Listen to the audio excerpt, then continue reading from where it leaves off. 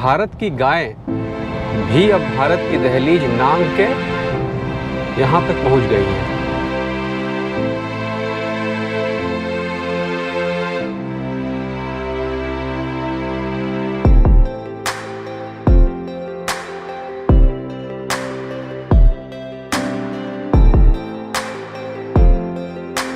कैसे हैं जनाब? होली के रंग में रंगाई कि ना? होली के आसपास एक नई सीरीज़ शुरू करेंगे बिहार के ऊपर।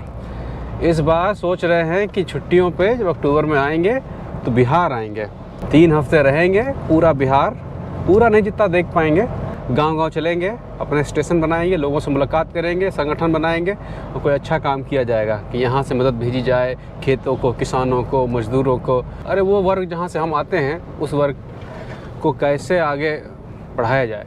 अरे आगे बढ़ाया जाए इसका मतलब ये नहीं कोई बहुत बड़ा महान काम करने जा रहे हैं हम लोग। अरे माने कि जब यहाँ हम किसी मीटिंग में या लोग बुलाते हैं, जहाँ जाते हैं वहाँ देखते हैं कि अपना गांव शहर के लड़के बहुत कम हैं। तो एक अवेयरनेस बनाई जाए कि कैसे आप अपनी सीमाएं लांघें।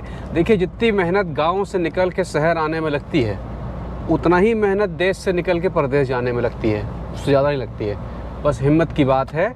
और देश और सीमा और ये सब पुरानी बातें हैं। अब तो पूरा दुनिया एक छोटा सा गांव है भाई। ऊपर वाले ने बनाया तो है नहीं कि आप भारत में रहोगे। चिड़िया को देखिए ना, कोयल अंडे देती है भारत में और बाकी पूरी जवानी बिताती है अफ्रीका में, और गर्मी जब आती है तो फिर लौट जाती है। तो जब चिड़िया और जानवरों के लिए पूरी दुनिया एक गाँव है, तो हम और आप काहे बंधे हुए हैं कि एक ही उसमें कि हम बस यहीं रहेंगे, आगे नहीं चलेंगे। हिम्मत करिए, हिम्मत की बात है। और क्या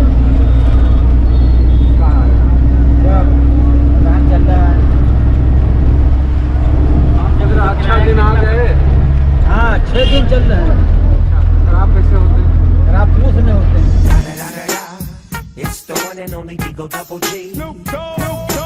खैर, आज का प्रोग्राम जो है उसमें एक विशेष बात है कि भारत की गायें भी अब भारत की दहलीज नांग के यहाँ तक पहुँच गई हैं। अब आप जहाँ की मोहर देना चाहें दे दें, लेकिन कहने का अर्थ ये है कि जो भारत की देसी गाय जिसे आप कहते हैं, उसे विदेशों में अलग अलग नामों से जाना जाता है। जैसे कि जो भारत की देसी गाय है उसका नाम है ब्राह्मण गाय। उस पर आगे चले तो उससे पहले ये समझ लें कि गाय मुझे यहाँ पर हॉलैंड में, ठंडे देश में कैसे मिल गई और कर क्या रही है यहाँ पर वो। देखिए, यहाँ पर 3 साल पहले गवर्नमेंट ने एक नया नियम बना दिया। चूँकि गायों की संख्या इतनी ज़्यादा थी कि गायों के अधिकारों का हनन न हो, गायों के अधिकारों का हनन न हो। गाय का अधिकार है अच्छा खाना, अच्छा रहना, ये उसका अधिकार है यहाँ पर। तो उसके लिए गवर्नमेंट ने नियम बना दिया कि गाय कौन पाल सकता है, कैसा किसान है जो गाय पाल सकता है। नियम ये था कि अगर आपके पास 1 एकड़ ज़मीन है तो आप केवल 7 गाय पाल सकते हैं, और आप कम से कम 70 गाय ही पाल सकते हैं, उससे कम पाल भी नहीं सकते हैं। माने कि आपके पास 70 एकड़ ज़मीन जब तक नहीं होगी, या आपने 70 एकड़ ज़मीन जब तक किराए पर नहीं ली होगी, आप गाय का फार्म नहीं खोल सकते हैं। ये एक नियम है यहाँ का कि गाय को गर्मियों में चलने फिरने, जाड़े में बड़े से बाड़े में रहने, खाने पीने, घास के इंतज़ाम, ये उसके अधिकार हैं। तो उसमें हुआ ये कि 70 एकड़ ज़मीन जो है वो महंगी ज़मीन है। तो उसके लिए किसानों ने शॉर्टकट खोजना शुरू कर दिया। अब शॉर्टकट क्या था कि कानूनन गाय के जो अधिकार हैं वो यहाँ की गायों के लिए हैं। जब कोई गाय बाहर से आती है तो उसके ऊपर कुछ अधिकार नहीं लगते हैं। याद है ना वो NRCCA, वो गाय वाय पे लगता है यहाँ पे थोड़ा थोड़ा।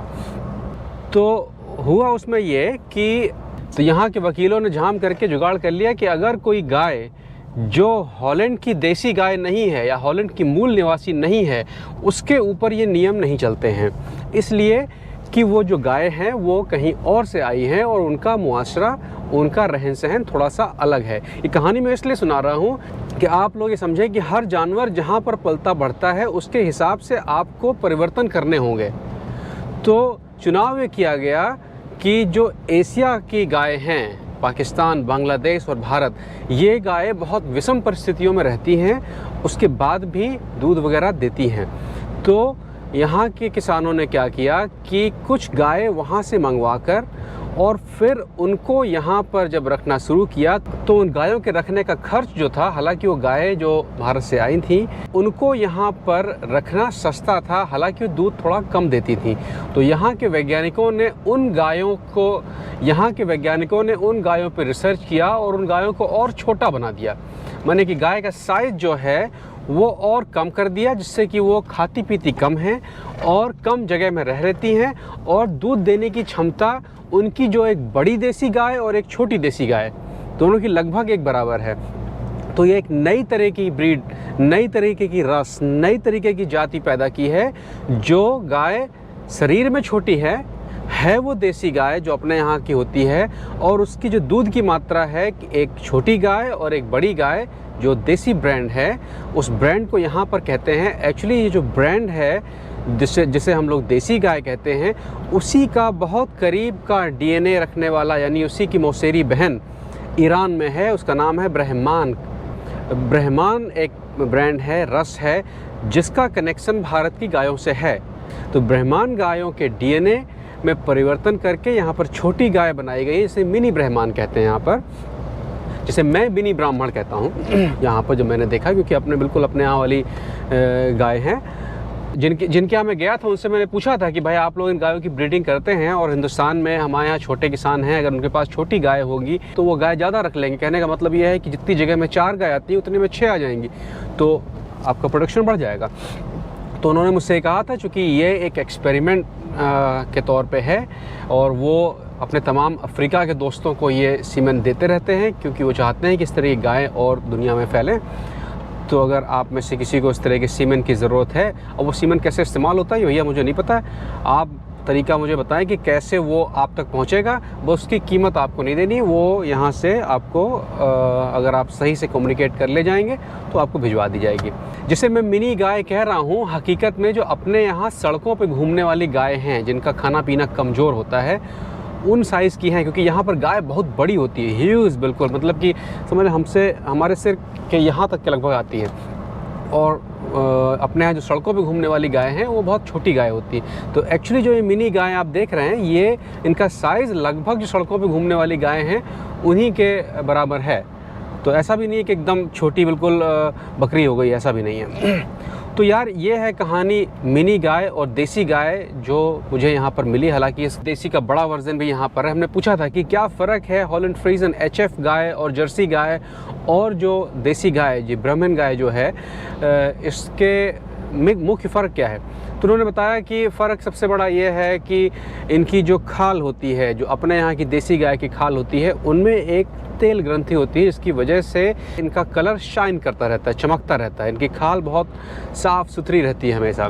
दूसरा उन्होंने ये भी बताया कि देसी गाय हैं, भारतीय गाय हैं, वो गर्मी थोड़ा सा बेहतर सहन कर लेती हैं। हालांकि उनका दूध कम है, लेकिन दूध बढ़ाया जा सकता है खाने पीने से, ख़ास तौर पर पीने से। तो मैंने उनसे पूछा था कि ये बताइए कि भारत में लोग जो हैं वो जर्सी और HF गाय की तरफ ज़्यादा जा रहे हैं, क्या वजह है?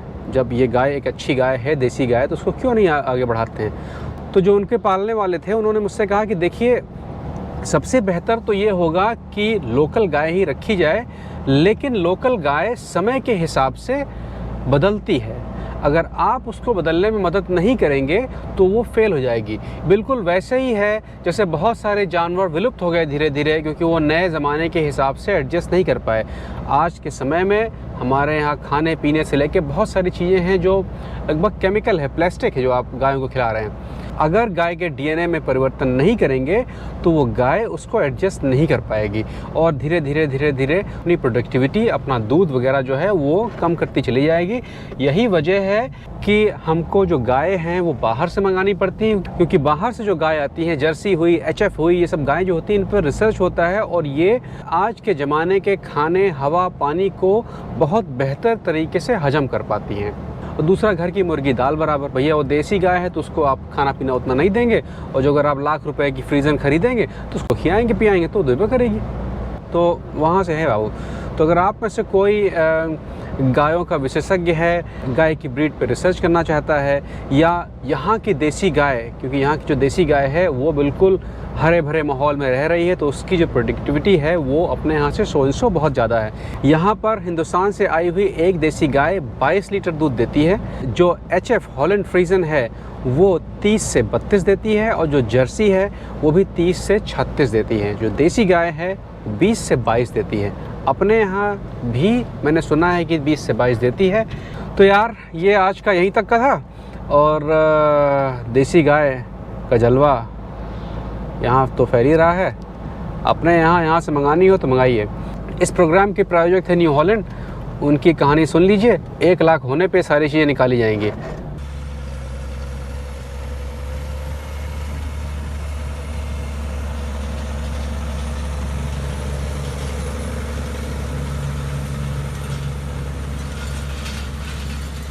न्यू हॉलैंड का गिव अवे, अगर आप किसान हैं तो भाई साहब जरूर सब्सक्राइब करिए, क्योंकि किसानों के लिए ही ये गिव अवे है। और आपसे अनुरोध है, अगर आपने कर दिया है तो बहुत अच्छी बात है, नहीं किया है तो मैं किसान हूँ लिख के भेज दें, क्योंकि जितने मैं किसान हूँ लिख के मैसेज आएंगे उन लोगों के नाम मैं न्यू हॉलैंड को भेज दूंगा, और वही लोग सेलेक्ट करेंगे किसको क्या जाना है। तो किसान जरूर सब्सक्राइब करिए, अच्छा मौका है आपके लिए। अच्छा बाबू, तो आज का यहीं तक, फिर मिलते हैं। Thank you.